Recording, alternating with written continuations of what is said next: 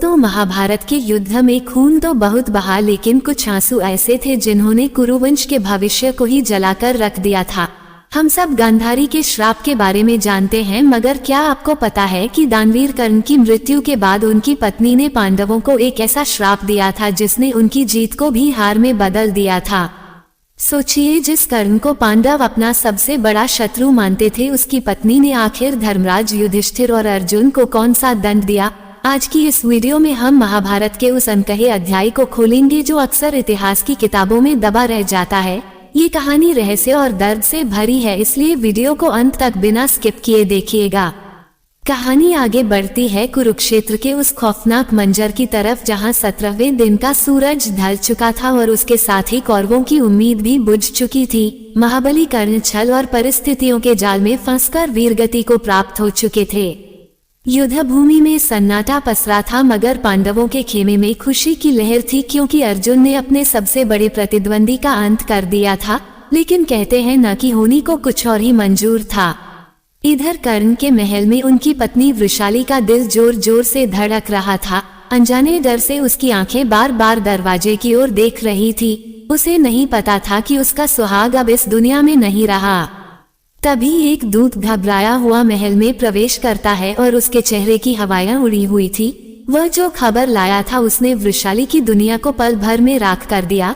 ये वो पल था जब एक पत्नी का सब्र टूटने वाला था और विधि का विधान एक नया मोड़ लेने वाला था। उस दूत ने कांपते होठों से वह शब्द बोले जो किसी भी पत्नी के लिए मृत्यु से कम नहीं होते। महारानी अंगराज अब नहीं रहे। ये सुनते ही वृषाली के पैरों तले जमीन खिसक गई और महल की दीवारें जैसे उस पर गिरने लगीं। लेकिन उसने रोना नहीं चुना, बल्कि वो पागलों की तरह कुरुक्षेत्र की उस रक्तरंजित भूमि की तरफ दौड़ी जहां लाशों के ढेर लगे थे। रात का गहरा अंधेरा था और गिद्ध कौवे आसमान में मंडरा रहे थे, पर वृषाली की आंखें सिर्फ अपने स्वामी को ढूंढ रही थीं। उस भयानक सन्नाटे में उसकी पायल की आवाज गूंज रही थी, जो आज संगीत नहीं बल्कि विलाप जैसी लग रही थी। वह ठोकरें खाकर गिरती फिर उठती और दौड़ पड़ती, क्योंकि उसे विश्वास ही नहीं हो रहा था कि सूर्यपुत्र का अंत हो सकता है। आखिर में उसे वह दृश्य दिखा जिसे देखकर उसका कलेजा मुंह को आ गया और उसकी चीख ने आसमान को चीर दिया। वहां जमीन पर सूर्यपुत्र कर्ण का शरीर पड़ा था, मगर वो किसी योद्धा की तरह शांत नहीं बल्कि एक छले हुए इंसान की तरह लग रहे थे। वृषाली ने देखा कि उनके हाथ में कोई शस्त्र नहीं था और रथ का पहिया जमीन में धंसा हुआ था। ये देखकर उसे समझते देर न लगी कि उसके पति के साथ युद्ध नहीं बल्कि विश्वासघात हुआ है। जिस कर्ण ने अपनी सारी जिंदगी दान और धर्म के नाम कर दी थी, उसका अंत इतना अधर्म से हुआ। ये बात वृषाली के दिल में शूल की तरह चुभ गई। वह अपने स्वामी के शव से लिपटकर रोने लगी और उसके आंसू अब आग में बदल रहे थे। उसे एहसास हो गया था कि अर्जुन ने निहत्थे कर्ण पर बाण चलाया था, जो क्षत्रिय धर्म के बिल्कुल खिलाफ था। उसके मन का दुख अब एक भयानक क्रोध का रूप ले रहा था, जो कुरुवंश के विनाश की नई पटकथा लिखने वाला था। उसी समय वहां विजय का शंखनाद करते हुए पांचों पांडव और भगवान श्री कृष्ण भी आ पहुंचे। उन्हें अपनी जीत पर गर्व था, लेकिन सामने एक विलाप करती स्त्री को देखकर उनके कदम ठिठक गए। वृषाली ने जब अपनी भीगी पलकों को ऊपर उठाया और सामने अर्जुन को खड़े देखा तो उसकी नसों में दौड़ता हुआ खून खौल उठा। वो समझ गई कि यही वो लोग हैं जिन्होंने छल से उसके सुहाग को उससे छीना है। धर्मराज युधिष्ठिर, जो हमेशा सत्य की बातें करते थे, आज वो भी मौन खड़े थे और यह मौन वृषाली को सबसे ज्यादा चुभ रहा था।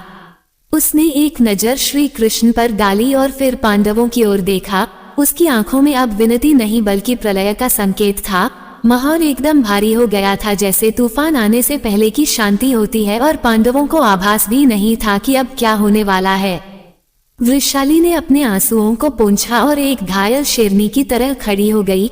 उसने अपनी उंगली सीधे धर्मराज युधिष्ठिर की तरफ उठाई और गरजते हुए पूछा कि क्या यही आपका धर्म है? क्या एक निहत्थे और मुसीबत में फंसे योद्धा को मारना ही पांडवों की वीरता है? उसके सवालों ने वहां खड़े हर एक शख्स को हिलाकर रख दिया था।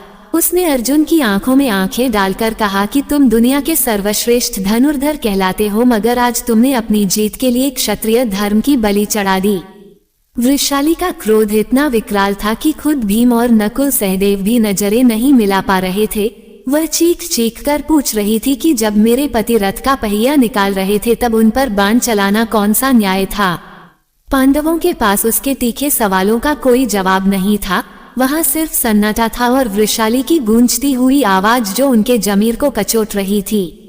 जब इंसान के सब्र का बांध टूटता है तो वो परिणाम की चिंता नहीं करता, और वृषाली के साथ भी यही हो रहा था। उसने देख लिया था कि पांडवों को अपने किए पर कोई खास पछतावा नहीं है, तो उसने न्याय अपने हाथों में लेने का फैसला किया। उसने अपनी हथेलियों में कुरुक्षेत्र की उस लाल मिट्टी को उठाया जो उसके पति के खून से सनी थी, और आसमान की तरफ देखकर चिल्लाई। उसका रूप अब देवी चंडी जैसा हो गया था, जिसे देखकर हवाएं भी थम गई थीं। भगवान कृष्ण समझ गए थे कि एक सती का श्राप ब्रह्मास्त्र से भी ज्यादा खतरनाक होता है, और अगर यह मुख से निकल गया तो इसे कोई नहीं टाल सकता। उन्होंने वृषाली को शांत करने की कोशिश की, लेकिन पुत्र और पति के वियोग में जल रही स्त्री को शांत करना असंभव था। वृषाली ने कांपती हुई आवाज में कहा कि जिस अधर्म का सहारा लेकर तुमने मेरे पति को मारा है वही अधर्म तुम्हारा पीछा कभी नहीं छोड़ेगा। अब वो क्षण आ गया था जब पांडवों की जीत एक अभिशाप बनने वाली थी। वृषाली ने अपनी आंखें बंद की और भरे गले से श्राप देते हुए कहा कि हे पांडवों, तुमने छल से मेरे पति का वध किया है, इसलिए मैं तुम्हें श्राप देती हूँ कि तुम्हें अपने इस कर्म का फल इसी जीवन में भोगना पड़ेगा। उसने कहा कि जिस राज्य के लिए तुमने अपनों का खून बहाया है और धर्म को ताक पर रखा है, वो राज्य तुम्हें कभी भी सुख और शांति नहीं दे पाएगा।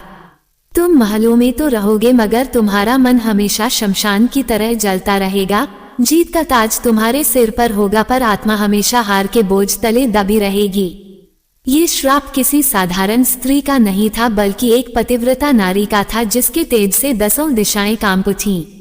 वृषाली के मुख से निकले ये शब्द बाण की तरह सीधे पांडवों के हृदय में उतर गए, और उन्हें एहसास हुआ कि कर्ण को मारकर उन्होंने कोई युद्ध नहीं जीता बल्कि अपनी शांति को हमेशा के लिए खो दिया है।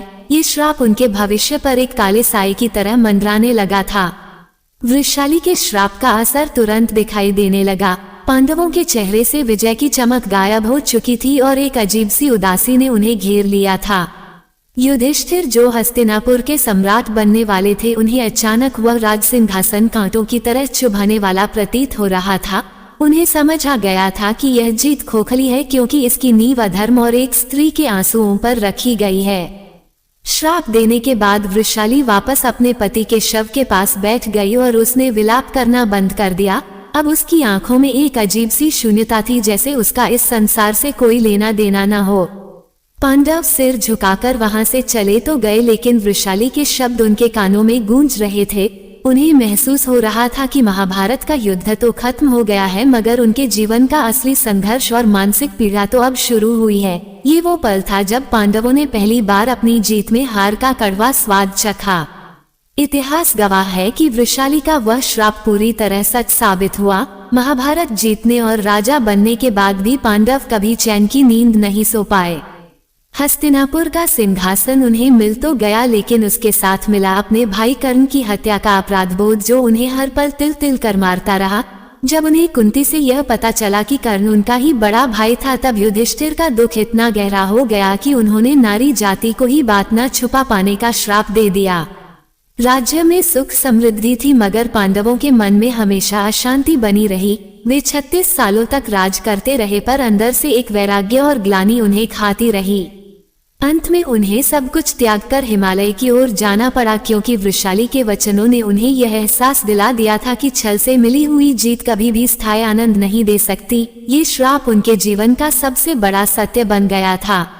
तो दोस्तों, ये थी महाभारत कि वो अनकही दास्तां जो हमें सिखाती है कि छल और कपट से पाई गई सफलता की उम्र बहुत छोटी होती है। कर्ण ने भले ही युद्ध हारा, लेकिन उसने अपने सिद्धांतों से कभी समझौता नहीं किया, और यही कारण है कि आज भी दुनिया अर्जुन से ज्यादा कर्ण को याद करती है। वृषाली का श्राप हमें ये सोचने पर मजबूर करता है कि क्या वाकई कुरुक्षेत्र में धर्म की जीत हुई थी, या फिर यह सिर्फ सत्ता का खेल था, क्योंकि जिस जीत के लिए अपने ही भाई का खून बहाना पड़े वह जीत कैसी। आप इस बारे में क्या सोचते हैं? क्या कर्ण के साथ जो हुआ वो सही था या गलत? अपनी राय हमें कमेंट बॉक्स में जरूर बताएं। अगर आपको आज का वीडियो पसंद आया हो और कुछ नया जानने को मिला हो तो वीडियो को लाइक करें और ऐसे ही रहस्यमयी किस्सों के लिए हमारे आध्यात्मिक ज्ञान मंथन चैनल को सब्सक्राइब करना न भूलें। मिलते हैं अगली वीडियो में एक और अद्भुत सच के साथ, तब तक के लिए जय श्री कृष्ण।